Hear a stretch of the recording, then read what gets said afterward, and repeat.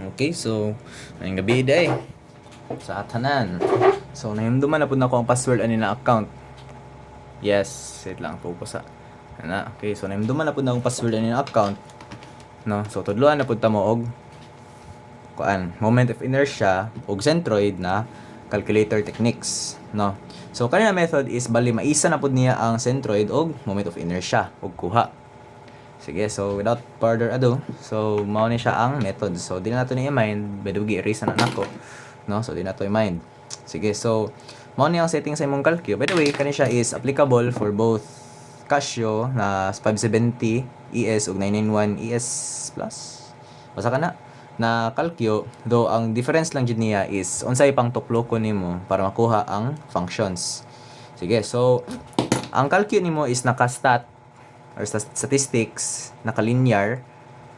If sa Canon, naka-lin siya, unya sa Casio, I think that is y equals a plus bx manata. Basta naka-linear equation siya, unya naka-on yung frequency. So, demo tag set. So, clear sa natin eh. So, sa Canon, we have mode 3. Unya kanang lin, so 2. Tapos para kuan, by default, by the way, naka-off ang frequency. So, unsa mo na pag-on? So, shift mode din ka. Nya down, makita nimo ang stat. So 4, mangutana na siya dayon og frequency ba on or off. So press 1 pag on. Mura rag telepon ba. Sige, so anyways, mo na siya. So unsa tong i-input per column. So for the x, nadria ang moment of inertia per section. By the way, kanina tutorial is for pang still in the context ni siya of still design. So mostly we are dealing with kuan rectangular shapes. So, mo na mo input. So, h squared over 12. By the way, kani siya is derived pud siya sa moment of inertia na equation. No? So, h squared over 12 wherein the h is the x or y dimensions of a section. So, kung tahay kani, no, let's say I'm finding the ix, then ang section na ako ang or ang dimension ako in-consider is ang dimension nga perpendicular sa x or sa axis na ginapangita nako ang moment of inertia. So, mao na siya. Then, for the d, mao na siya ang distance from the extreme axis to the centroid of the shape. So, for example, kanina section, ang distance from the extreme axis to the centroid na niya is na diri. So, that is, let's say, kani siya is 4 ka plate, 10 mm by 150 mm. So, kani siya is na skilled. So, 150 over 2 na siya ang answer or ang d na niya. And for the frequency is ang area. So, mana na siya. Then, unsa atong pang-input sa calcio para makuha na tong answer. So, mao na siya. So, if i-input nimo ang n or gipangayo nimo ang n, ang makuha nimo is area. O if gipangayo nimo is y bar sa calcio, then makuha nimo ang distance from the extreme na axis to the centroid na niya or the neutral axis. Oh, neutral axis. Sige, so, mao na siya. Then, para makuha nimo ang moment of inertia with respect to a neutral axis, kay summation x plus n plus or times standard deviation squared. No? So, for the Canon, ang nawong sayahang kuan, standard deviation is y sigma n. I think makita ba na ninyo? I-zoom na lang. Yes. Kami adjust. Sige, so, ano na siya?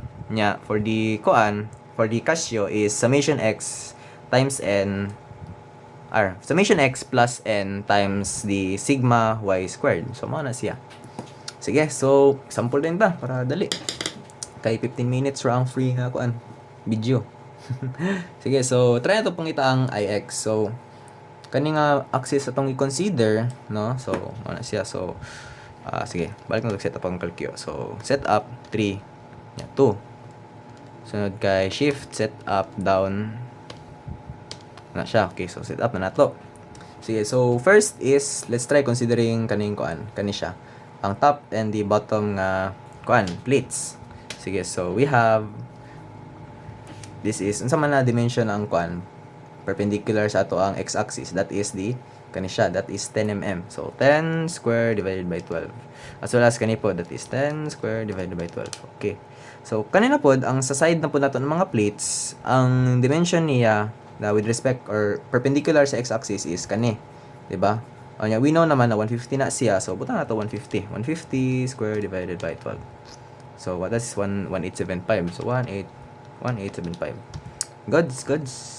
Sunod kay ang distance of the centroid of a member or a section or a shape padulong sa ato ang extreme axis. So kani let's consider na lang the bottom as the extreme axis nato. So for example kaning top nga plate, no, pila may distance from centroid to the bottom, that is we know naman na 150 ni siya, onya kani siya is ang centroid niya is 5, di ba, kay 10 divided by 2 5 man na siya. So atong answer is 150 minus babaan na tong 10 divided by 2. So 150 divided by minus 10 divided by 2, pila man na, 145. Nya kanipod this is, since na siya sa baba, so that is 10 divided by 2. So 5 na siya. 5 na siya. Sige, so for the left and right plates na atay or na kuan naman siya, halos natunog naman siya sa x-axis, no. Kanya iyahang kuan kani po dyan na plate is napatungaan na po sa x-axis. So sa ato pamatic, ang katungaan niya mao na imong distance from the bottom or the extreme axis to the centroid. So that is 150 divided by 2. So 75 na siya. 75. Goods. Sige. Sunod kay ang area niya, that is 10 times 150, pila man na? 15 na siya. 15 na siya tanan. Okay. Solve. Sunod is press ni mong CA, no? Actually, wala na siya nawala. Murag nara sa utok sa kalkyo, no? Murag na-memorize na niya ba? Mo ni akong gibutang niya diri, memorize na ko. So mao na siya. So nakabutang na sa kalkyo. Ang ikuan na nato is ang n. So asa man na makita ng n? So na siya sa apps. Onya SVAR 5. Onya aning 1, na ng n. So 1 equals dayon ta. Na lang answer. Answer na to is 6,000. So A equals 6,000 mm squared. So muna siya. So pwede nyo na i-check 10 times 150 times 4. So makuha nyo na siya. Yes. Sige. Sunod kay ang centroid sa tibuok nga section. So ato na punta sa apps 5 unya kaning y bar. Kaning 5. Equals din ta, so 75. So sa ato pa, from the bottom axis up to the centroid na atay distance nga 75. Yes. Actually evident mud na siya or makuha naman pud na nimo if di ba 150 man ni siya o nya doubly symmetrical man pud ni siya na kuan na member. Sa ato pa automatic ang centroid ana niya is katunga na gid sa imuhang member. So ana siya. Sunod is ang IX na to. Sige, so man na. So apps ta. Apps summation x. Summation man siya. So sa to pa na siya sa S sum. So 4. Ala. Apps 4. Sige, so na daw summation x. So 2 plus apps. Nya asa ganing n nasa SVAR 5. Nya narang n 1 times standard deviation. Asa man na? Nasa SVAR gyapon 5. Wala di mo tuklok. Okay. 5 unya y sigma n. So man na siya y sigma n. So nasa mali. 5 y sigma n, so 6 day. So squared nya equals na nato. So na siya. Mao na siya ang answer 20.35 times 10 mm to the 4. So check na siya. Pwede na pud ninyo manumanuhon, check nimo if tama. So it's all goods. Sige, so try na pud nato pangita ang along the or ang IY niya, no. So shift clear na to tanan, memory kay para di mawala ang atong setup. So apps 2. Ay la, wala pa ginawala. Shift clear. 3 na lang. Yeah, mode 3 2. Set up na to para maunang frequency. Okay, goods. Sige daw, try na to na kuan kaning set up ani. IY atong pangitaon. Sige. So, let's consider muna the left and right plates. So, first is unsa may kuan niya perpendicular nga or kaning dimension perpendicular to the y-axis, that is 10. So I think makita ba niyo 10. Ano siya? So 10 squared divided by 12. Siya same po diri this is 10, di ba? 10 squared divided by 12. Yes. Unya kanipod kani na plates ang sa top and bottom plates we have, that is 150. So 150 squared divided by 12. So 1875 gyapon. Ay hala. 1875. Okay, goods. Sige, sunod is natay ang y na to is ang distance of centroid to the extreme axis. So, let's consider na lang kaning pinaka-leftmost part sa ato ang member as the extreme axis. No? Sige, so, consider na to kanina plate. So, since natungod naman po siya sa kuan, or touching the kuan naman po siya, extreme axis. So, consider na nato na this is basically 10 divided by 2, di ba? So, 10 divided by 2, automatic. Ano na siya? 5. Nya, kanipod, this is pila man eh. So, man to eh. Sige, so, natay 170 man atong distance ani niya. So, 170 minus, pila man? 10 divided by 2. So, kani siya. That is 170 minus 5. Pila man na? 170 minus 10 divided by 2. Pila man na? 165. Sunod is naatay kaning nga mga plates, which is the top and the bottom. So, matik, wala man sila na tungod sa kuan ato ang extreme axis. So sa ato pa mag-plus ta og 10 mo may thickness sa ato ang kuan kaning nga plate. So unsa man nato na, that is 10 plus 150 over 2. Okay, goods. So 10 plus 150 over 2. So 85 na siya. Nya same ra pud dire kay parehas naman na sila. So 85 na pud na siya.